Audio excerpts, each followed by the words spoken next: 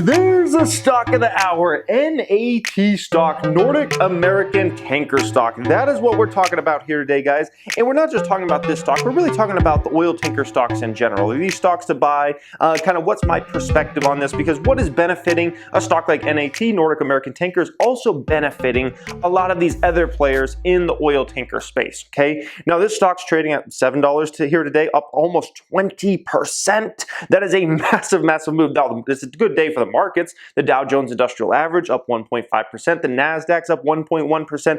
S&P 500's up 1.5%. But then you have NAT stock up nearly 20% here today. A massive, massive move. Now, if you've been following the channel pretty close recently, you know I bought this stock. It was like, I don't know, 4 or 5 days ago. I put a little over $30,000 into this particular stock, and I'm really excited about it, needless to say. I think we're going to make quite a few dollars. The day I went ahead and bought my shares, actually that particular day the stock was trading in the 5s, and actually it even traded in the 4s at one point on that particular day. And of course, now looking back, I wish I would have put a little more money in it, but you know, hindsight's always perfect. Let's put it that way, okay? We're doing amazing on this position. We're up over 30% as of right now, approaching a $10,000 gain on our 5,900 shares, and that's in 5 days. You know, almost $10,000 made in 5 days. Like, that's pretty dang good. And when you see that type of gains, you start having thoughts like, maybe let's just take some profits. Let's just, take profits and go ahead and maybe run from this one, because it's a lot of profit in a very short amount of time on an investment that was minimal, right?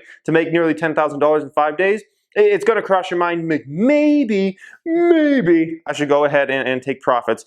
But here's what I'm going to tell you in this video. I'm going to tell you why I'm not selling NAT yet, and I actually have no plans to. I will tell you exactly what price I will start selling NAT at, and I will tell you what price the stock would have to hit for me to sell out all my shares, okay? So I hope you guys really enjoy this. Hope you get a lot of value. Make sure you smash that thumbs up button as always. And for every one thumbs up on this video, we will donate a thumbs up to a YouTube channel in need of a thumbs up, okay? Kind of like that scrub guy over there, Financial Education 2. I heard he needs some thumbs up, okay? I might donate him a few, all right?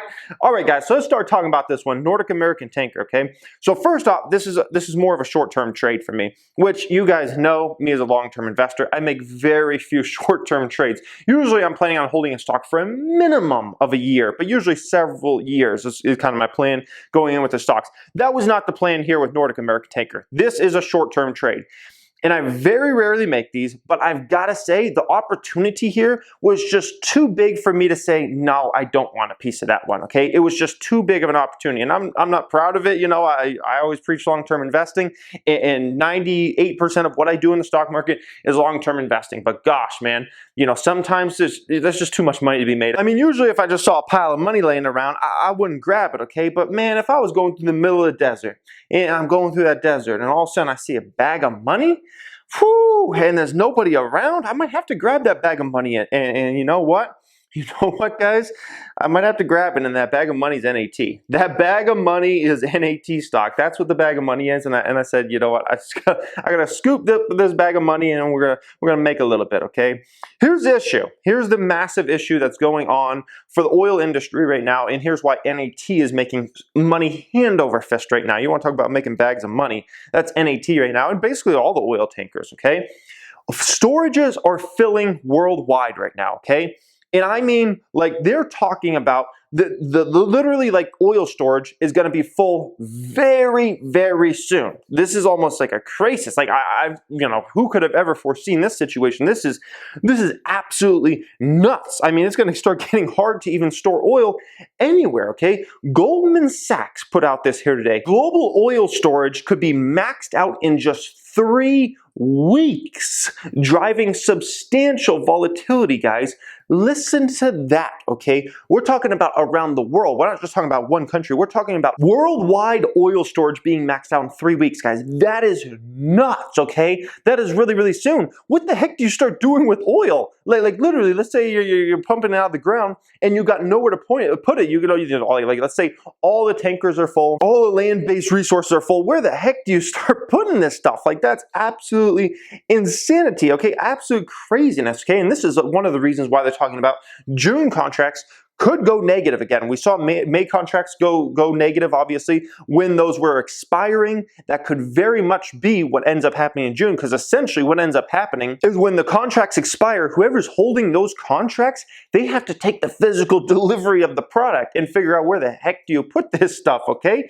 And so this could be a real messy situation. They're talking about potentially June contracts on the last day of trading could go negative $100, okay? Negative $100 they're talking about. Remember, it was literally just a few weeks ago that we thought it was like inconceivable for oil prices to ever go negative. I mean, even below like $10 would be just like, you got to be crazy. But we're talking in this situation, possibly negative $100. And why would this happen? Well, oil storage is so expensive and it's so unrealistic to even start finding oil storage that they're going to be in a big bad situation, and you're going to have to pay to get rid of those contracts a massive amount, because whoever takes delivery of the oil has to pay to get that stuff stored, and they're so desperate for storage that you have to pay almost any price. So you're like, it's like, oh, hey, what do you got in your wallet? Okay, give me it all. Okay, what you got in your wallet, and give me all your money. Okay, that is the oil storage situation right now, because like everything else, it's a supply and demand game, and as we know right now, things are way out of whack, okay? The NAT CEO, the Nordic American Tanker CEO, went on Jim Cramer a few days ago, okay? And I gotta say, oh my goodness, that was an entertaining video, okay? A very entertaining video, but we got some extremely actually useful information out of it a couple ways, okay? So one is, the NAT CEO basically said, you want a tanker from NAT, which I'm not even sure they have any more tankers left, but if you want one, you're going to have to pay Nordic American Tanker $70,000 a day, and you're going to have to do that on a 6-month contract. $70,000 a day for a 6-month contract for a Suez Max, okay, which holds about 1 million barrels of oil, okay? $70K a day. That is unreal, okay? Why is that so unreal? Well, normally for a Suez Max, you're usually going to be paying $12K to maybe $25K, somewhere in there. That's what they usually get. And here right now, you're paying $70K. Now imagine if you wanted it for a shorter time. Now they might not even give you one of the tankers if you wanted it for the shorter time, but imagine what you'd have to pay if you want it for a shorter time. We're talking $100K, maybe $200K plus a day. That is insane, okay? That is absolutely insane, the kind of money this company is making right now. Keep in mind, the Nordic American Tanker CEO, and this is one of the reasons that I'm like, I don't think I want to sell this stock anytime soon. The Nordic American Tanker CEO goes on to say he's never seen such a strong market. This guy's like in his 70s, okay? He's been in the oil tanker business for decades now. A long, long time, okay? He says he's never seen such a strong market for oil tanker demand, okay? And keep in mind, this was a stock that back in 2016 was $15 a share. And what we can tell you is the oil market, what the rates, of these companies, oil tankers and NAT or these other players were getting at that time were not even comparable to what they're getting right now. So it's very hard to imagine this stock not going back to $15. All things are possible. It is the stock market. Maybe the stock doesn't go back to 15, but it's hard to imagine a situation where the stock doesn't go back to 15. And we're talking in a very short amount of time, like not having to wait like years, just for the mere fact that the business is way stronger, and I mean way stronger than it was back then, okay?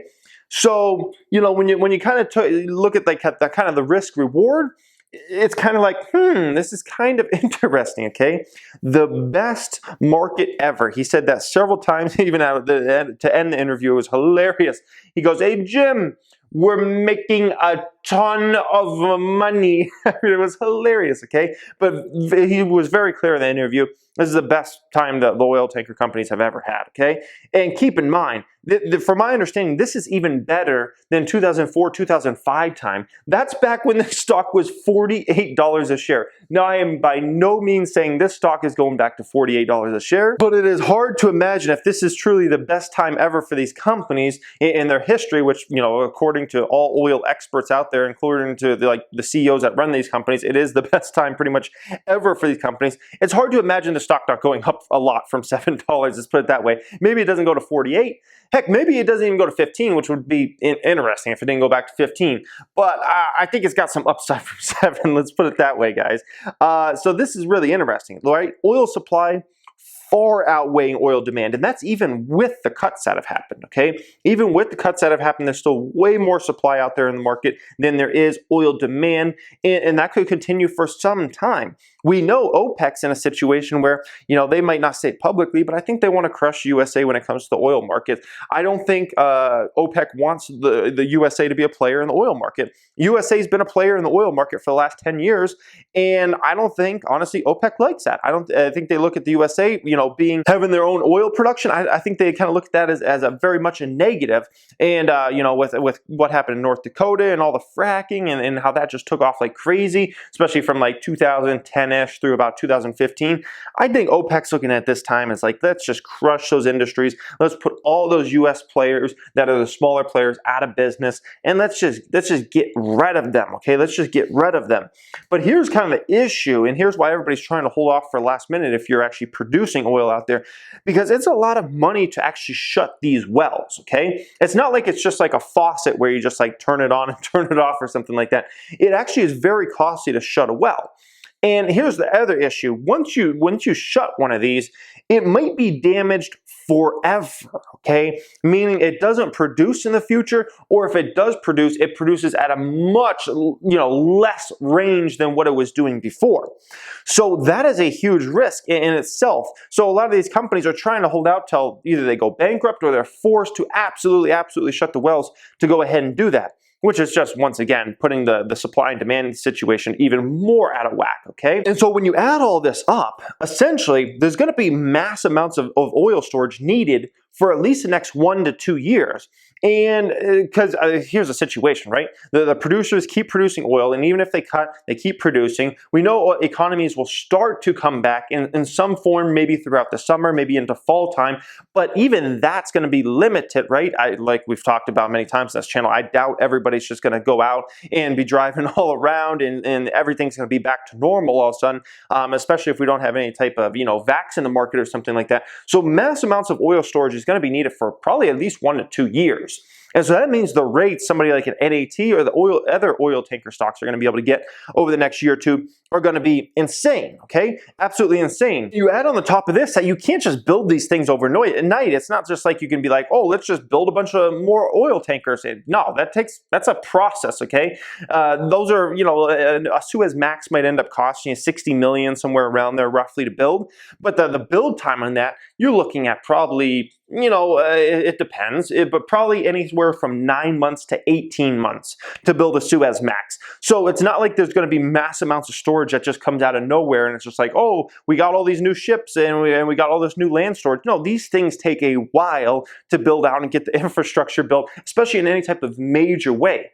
So at the end of the day, mass amounts of storage are going to be needed for a while. And so the amount of money that somebody like an NAT is going to make, it's going to be like Scarface situation. That's a NAT CEO right now. It's just like the money's coming in left and right. The rates they're going to be able to get for not just this quarter, but next quarter, the following quarter are going to be substantial.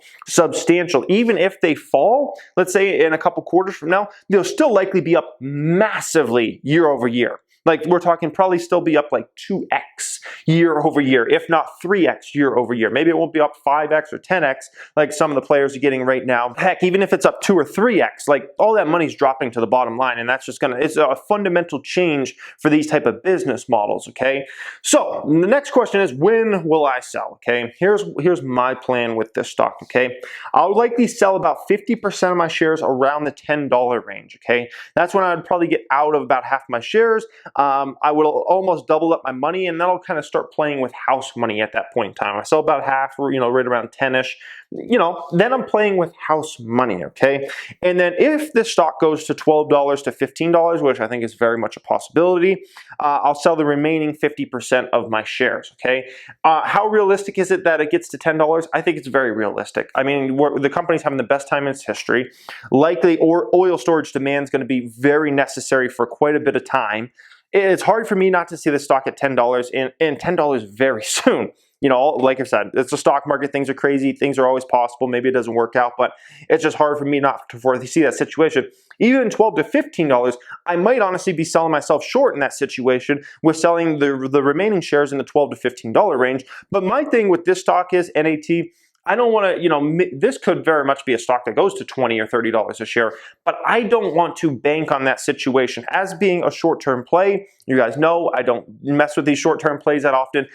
If I can double up my money, triple up my money, that's a W for me, okay? I'm not looking at a quadruple or 5X. I'm not looking to get greedy with this one necessarily. I want to take some money and run with it. This has never been a stock I want to hold for the next 5 years, and it won't be a stock I hold for the next 5 years. It's just not that type of stock for me, okay? I got plenty of those stocks, the Tesla stocks, the Facebook stocks, Skyworks Solutions, and several other companies, Uber. Those are my stocks that I'm holding for years to come in the future. NAT stock, but very clear about it that this is not that type of stock.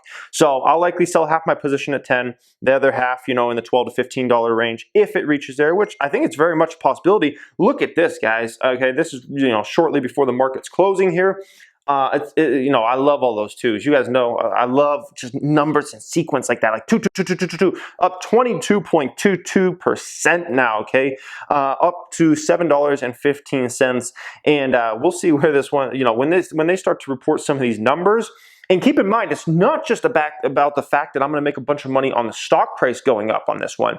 The dividends they're going to pay me out over the next quarter or two are going to be some ridiculous dividends. I mean, like the biggest dividends they probably paid, I don't know if it's going to be in company history, but the biggest dividends they paid in a long, long time. So I'm going to make a ton of money on the stock price going up, but I'm also going to make a ton of money on the dividends that will be paid out, which are going to be, pretty ridiculous. And that's another fun, part of this one. And I love, dividends. So the great thing about those dividends is they will be, taxed less than what my normal tax rate is, which is a beautiful thing. When I sell these shares, which I can sell these shares, depends on how much the stock goes up in short term. But I'll probably sell them for a short-term gain in terms of shares. I'm taxed at my normal tax rate. That's not so fun.